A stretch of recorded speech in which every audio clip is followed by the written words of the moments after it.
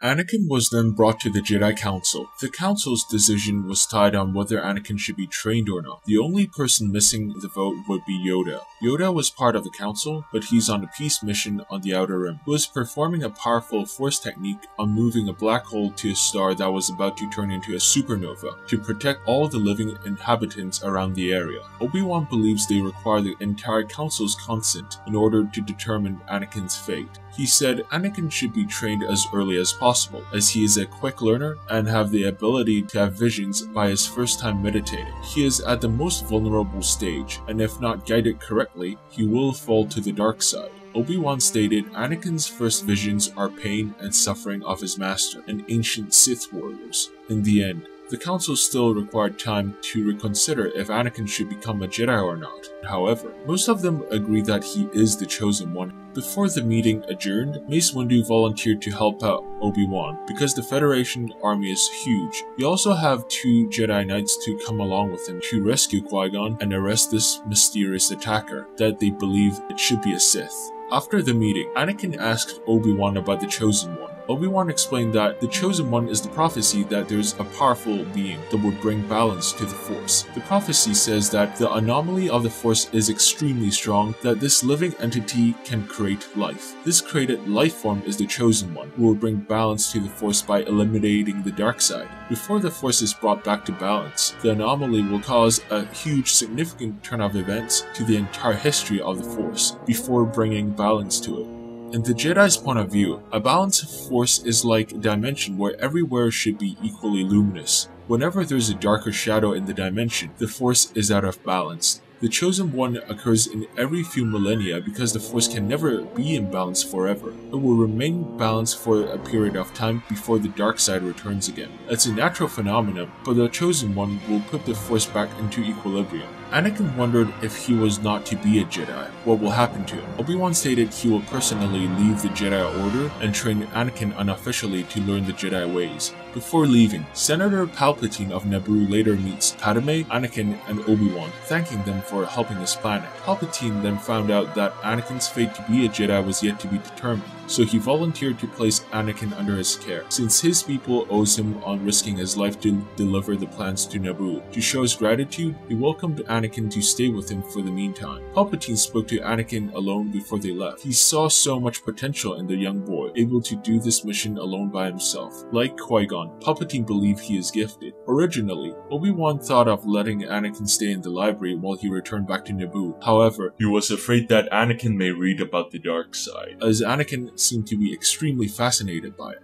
Anakin's intentions are extremely idealistic. He was thinking of revolutionizing the dark side and use it to do greater good. But historically, the Sith Lords were never able to accomplish this successfully. They are all seduced by it and commit carnage to gain the greater power just for themselves. In the end, they all fall in the process. Anakin, however, refused Palpatine's offer and refused to stay behind. He wanted to help Qui-Gon for freeing him from Watto, and Obi-Wan wanted to keep a closer eye on him, guide him away from the dark side. Obi-Wan felt a great deal of attachment of Anakin to his master. Obi-Wan allowed them to go together, as he had faith in his master, as his master had faith in this boy. Obi-Wan at first felt Anakin was too young for this. However, he was reminded by what Qui-Gon had told him before. Obi-Wan told the other Jedi to allow Anakin to come along with them. He can sense Qui-Gon through the Force clearer than any Jedi. Even the dark side clouded everything in the Naboo area.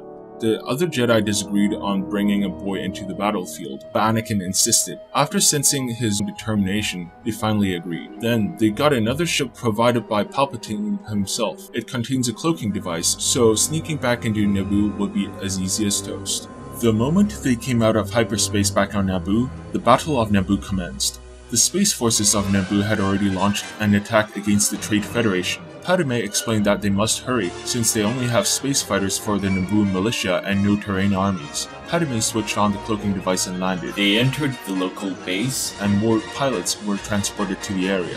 When they went to the space cadet, the command center has already located the frequency signal coming from the main Trade Federation ship that controls all the droids. In the briefing, the first Naboo starfighters were only there to prevent any landing crafts from getting onto the surface. For the second batch of fighters, their main target is the communication relay of the main battleship. It took them forever to find out which was the main Trade Federation battleship. They must use their proton bombs to destroy the shield and bombard the communications relay. It will buy enough time for Obi-Wan and Mace Windu to find and rescue Qui-Gon. The communications relay cannot be deactivated through sneaking on board because there are several fail switches. If the droids are deactivated, another switch will turn the droids back on, so the communications relay has to be disabled by bombing it. The target is heavily guarded and shielded. It was also the weak point of the battle station. If it is bombed, it will lead to a chain reaction and destroy the main reactor, which can cause a spontaneous reaction, destroying the entire battleship. Anakin wanted to participate in the bombing, but fears that he will fail and let the team down. As we all saw, it was a terrible shot.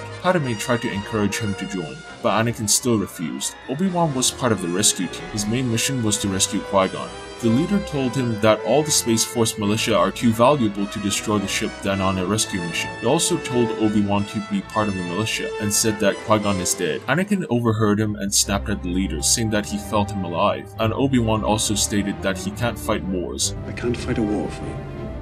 We're keepers of the peace, not soldiers. In the hangar, Anakin's wearing a Naboo pilot outfit, provided by Padme. Padme laughed at him, saying he's so small that not even the smallest female suit fits him, but nevertheless she told him best of luck with his rescue mission. May the Force be with you.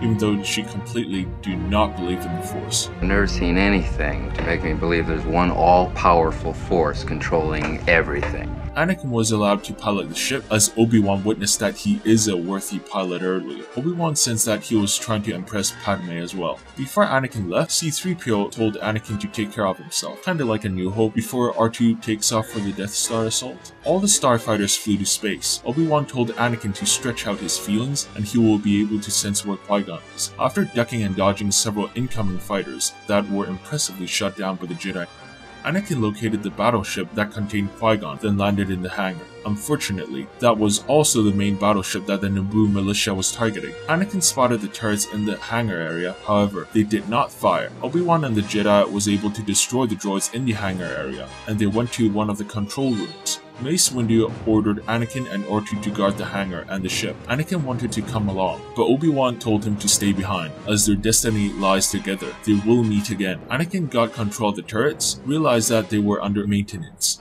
R2 reactivated them to protect droids from destroying their ship. The Jedi separated to find Qui-Gon faster. After a while, the droids were able to destroy most of the turrets as they approached the control room. Anakin got shot twice on the arm, but he and R2 were able to return back to the ship alive. The droids surrounded Anakin's starfighter, and he was forced to fly out of the hangar after a droid launched a bazooka at the ship. The missile missed, but they were chased by droid fighters. Back in space, a lot of Naboo starfighters were getting wiped out. The Trade Federation is too strong. Things were turning very ugly for Naboo. After a long battle against the droids, Obi-Wan made it to the prisoner cell hold first. When he got Qui-Gon out, Obi-Wan passes his lightsaber to him. He spoke through the comlink and told the other Jedi to regroup. Kiadu Mindu and Mace went on a detour to disable the shield. Ala Secura then went to disable the engine cooling tanks. They were doing that to lure out the Sith Lord they were trying to locate. As Obi-Wan and Qui-Gon were about to leave, they encountered Darth Maul, who predicted that this was coming. Qui-Gon gave Darth Maul a chance to surrender and turn himself into the Jedi Council. Maul ignored him. The Duel of the Fates had just begun.